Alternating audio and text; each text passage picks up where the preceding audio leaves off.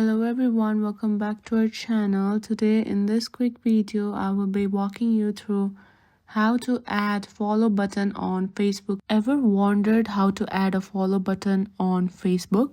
Well, you're in luck. In this video, we'll walk you through the steps to enable the follow option on your Facebook, allowing others to follow you directly. Let's dive in. So first, open your Facebook app and then tap on the menu present on the bottom right of your screen. Scroll down and then tap on followers and public content. Make sure that all of your options are set to public. Then get back to your settings and privacy page and select how people can find and contact you.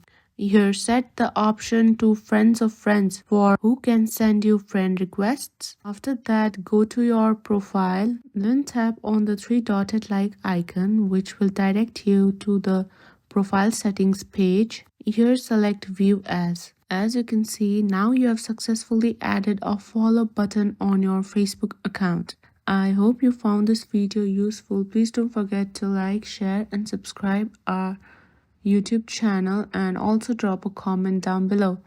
Thank you for watching.